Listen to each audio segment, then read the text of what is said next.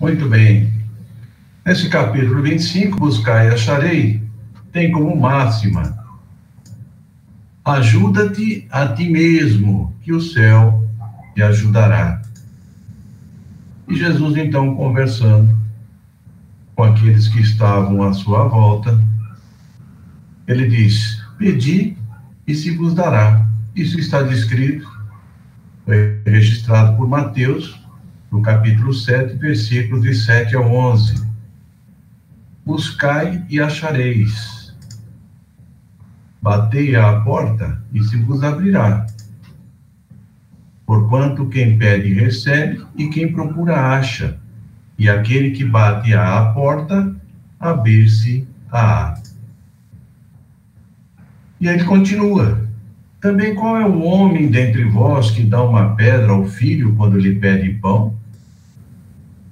Ou, se lhe pede um peixe, lhe dará uma serpente?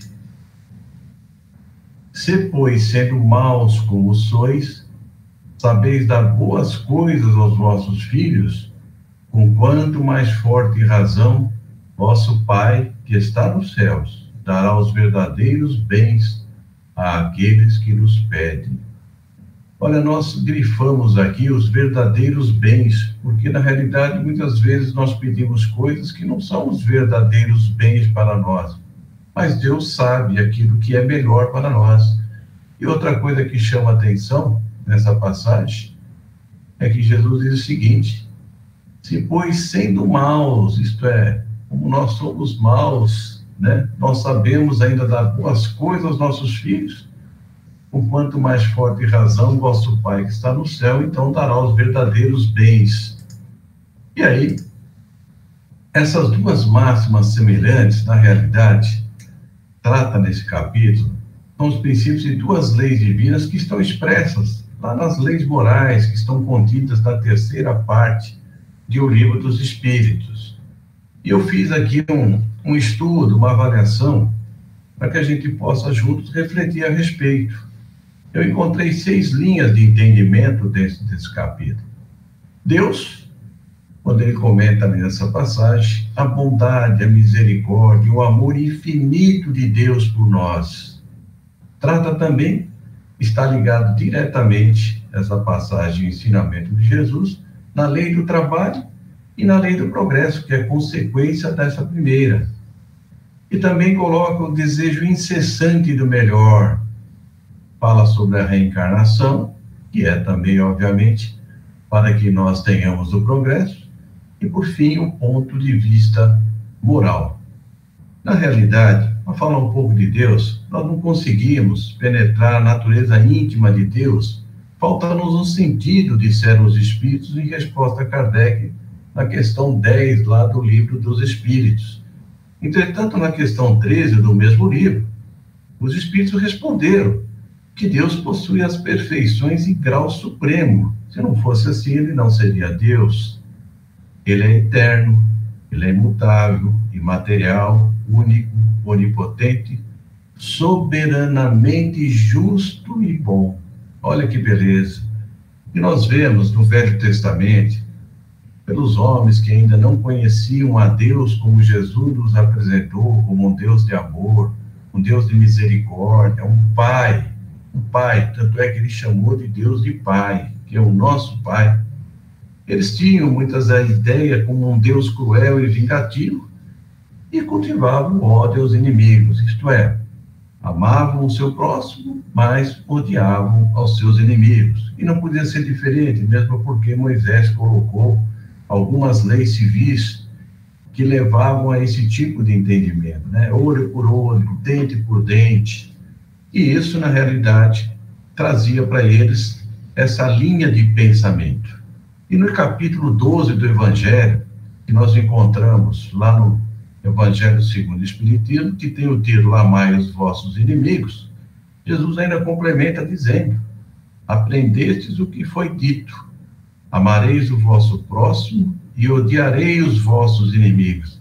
Eu, porém, vos digo. Olha, quando ele diz eu, porém, vos digo, ele muda tudo.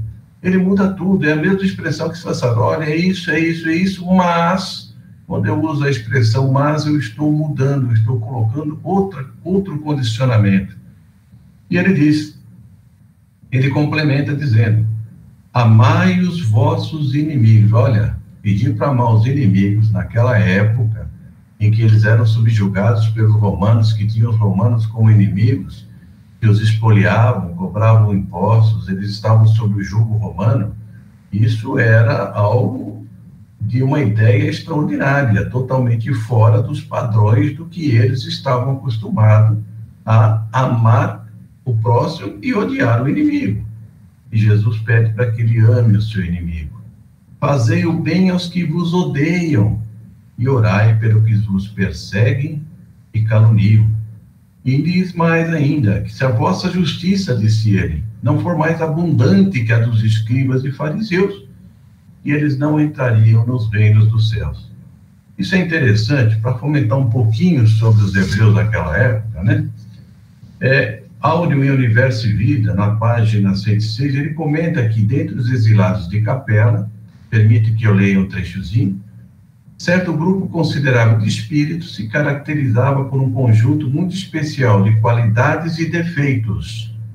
Eles eram unidos entre si por fortes vínculos raciais, gostos e costumes. Formavam uma sociedade extremamente solidária entre os seus membros, idealista e operosa, mas exacerbada vaidade, orgulho impenitente e fanático exclusivismo. Olha, nós vemos até hoje que o povo judeu é assim mesmo, eles são muito ligados entre si, mas com muita dificuldade de se abrir para outros povos. Então, essas duas leis, então, que estão ligadas a esse capítulo, a lei do trabalho é uma lei natural, que induz o homem a não se acomodar. E a lei do progresso é outra lei natural que surge em decorrência do trabalho. As máximas também ditas por Jesus são modos de satisfação de duas necessidades que nós temos. O alimento material e também o alimento espiritual. Nós temos necessidade do alimento material. Deus nos criou e nos deu a força do trabalho, colocou uma lei a fim de que nós pudéssemos conquistar os alimentos, conquistar tudo que nós quisermos para nós mesmos, através de colocar em cada um de nós o desejo do melhor.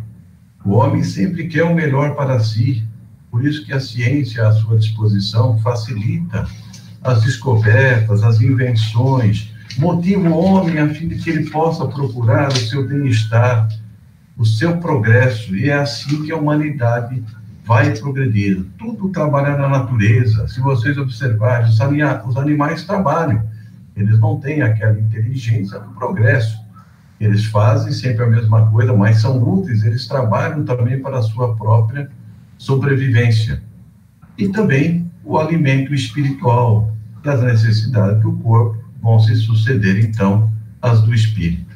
O progresso é individual e coletivo, e é trabalho do homem. Se Deus isentasse o homem, então, de trabalhar, o que aconteceria? Nós sabemos disso. Com o corpo, os membros se atrofiariam, e com a inteligência, o espírito permaneceria na infância.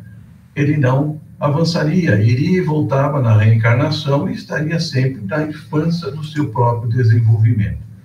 Por esta razão, os espíritos não poupam os homens do trabalho, das pesquisas, das descobertas, das invenções. Eles não nos entregam tudo pronto.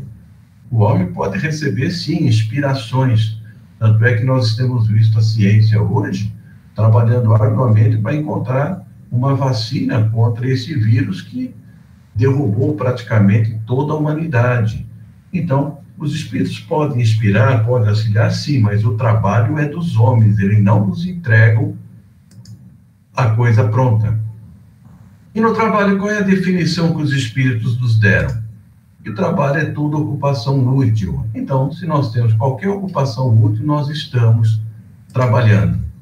E o sentido da expressão ajuda-te a ti mesmo significa que a pessoa deve colocar todo o seu trabalho, o esforço, melhor dizendo, no trabalho digno e edificante, em prol de si mesmo e do semelhante. Olha que coisa interessante, não é só em prol de si mesmo, mas em prol do semelhante. Deus nos criou no regime de cooperativismo, eu já falei isso algumas vezes, e nós sempre fomos trabalhando e fomos nos desenvolvendo, desde lá do princípio inteligente até o estágio que nos encontramos, pelo processo da cooperação. E nós não podemos nos furtar a isso. É lei divina, é desejo de Deus.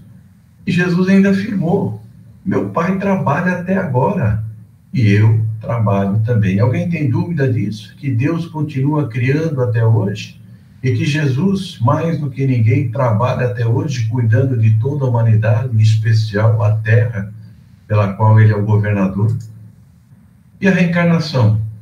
Ora, se não tivesse a reencarnação, eu achei interessante Kardec falar sobre a pré-existência e a reexistência da alma. Eu nunca tinha visto esse termo. Hoje, eu avaliando, falei, olha, reexistência da alma, isto é, a pré-existência, como nós já existimos, né? Nós não fomos criados no momento da concepção, e ele fala da reexistência, isto é, a reencarnação.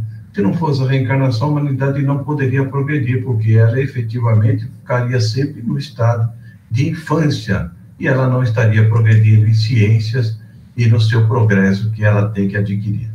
A alma, então, passa gradualmente da barbárie à civilização material e desta à civilização moral. Caminhamos para isso, já avançamos muito, já saímos da civilização, da barbárie, e agora estamos caminhando para a civilização mais moral no planeta, no momento da transição, e se Deus quiser, nós atingiremos um planeta regenerado, uma civilização moral elevada.